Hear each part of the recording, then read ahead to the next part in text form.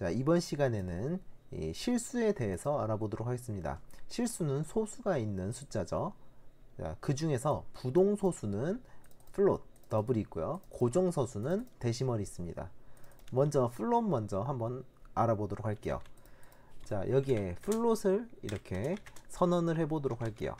자, 단순히 플롯을 1.5로 이렇게 할당을 하니까 오류가 발생되는 걸 볼 수가 있죠. 프로그래밍이 실행이 될 때 고정된 값을 이렇게 할당하는 것을 리터럴이라고 하는데요. 그 리터럴 전미사가 이렇게 f라고 써줘야 이 숫자가 플롯이라는 것을 알 수 있게 됩니다.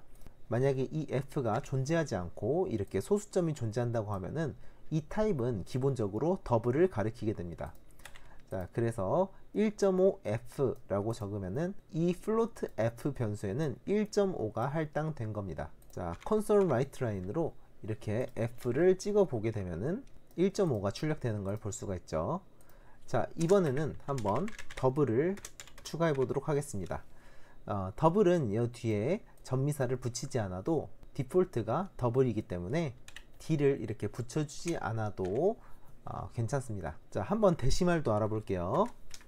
자, 데시말 같은 경우는 이렇게 전미사가 m이 들어가게 됩니다. m이 만약에 들어가지 않는다면은 이렇게 오류가 발생되는 것을 볼 수가 있습니다. 자, 그렇다면은 부동소수와 고정소수가 이렇게 나눠져 있는 이유가 무엇일까요? 먼저 부동소수는 소수점을 연산하기 위해서 이진수를 사용하는데요. 1.1을 이진수로 표현하게 되면은 이렇게 무한소수가 만들어지게 됩니다.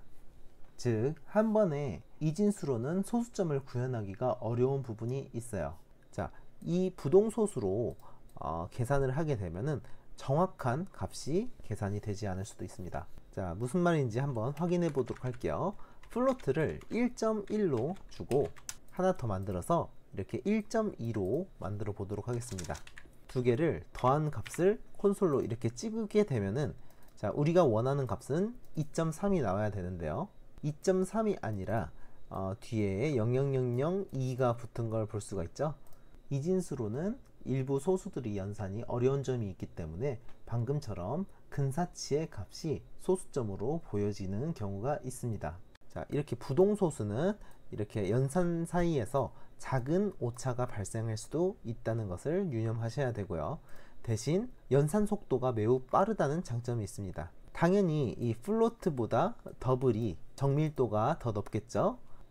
자, 이번에는 더블을 한번 만들어서 1.1과 1.2를 더해 보도록 할게요. 자, 이번에 더블에 대한 값은 이렇게 2.3이 나온 걸 볼 수가 있죠. 사실은 이 두 연산도 무한소수가 발생이 되지만, 자, 이 둘의 합은 2.3에 거의 근사한 값이다 라고 판단을 하고 저렇게 보여지는 것이죠. 여기에다가 좀 더 소수를 이렇게 붙여 보도록 할게요. 그 다음에 한번 연산을 해보면은 여기도 마찬가지로 이렇게 정확하지 않은 값이 연산되는 것을 볼 수가 있습니다. 따라서 플로트보다는 더블이 정밀도가 좀 더 높다 라고 표현을 할 수 있겠습니다. 대다수의 연산에서는 이 플로트나 더블 정도 연산을 해도 이러한 이 조그마한 숫자들이 큰 영향을 미치진 않습니다. 따라서 일반적으로는 더블 플롯을 많이 사용하는데요. 데시말 같은 경우에는 고정소수점 타입이라고 되어, 자, 여기에 이 데시말은 정수부와 그리고 소수 부분을 이렇게 각각 이진수로 표현을 해서 이렇게 붙여 넣는다고 보시면 될 것 같습니다. 따라서 소수에 대한 부분도 정확하게 표현할 수가 있겠죠. 자, 위에처럼 한번 연산을 해 보겠습니다. 자, 데시멀 타입은 이렇게 정확하게 연산이 되는 걸 볼 수가 있습니다. 자, 그래서 이렇게 데시멀 같은 경우에는 정확한 연산이 필요한 경우, 즉 금융 같은 이렇게 돈 관련된 아주 정확하게 계산을 해야 되는 부분에서 쓰이는 타입이라고 보시면 될 것 같습니다. 뭐 플로트와 더블 같은 경우에는 뭐 그래프나 그래픽 뭐 이런 데에서 이렇게 조그만한 값들은 큰 영향을 미치지 않는 그런 데서도 주로 많이 사용이 된다고 보시면 되겠습니다.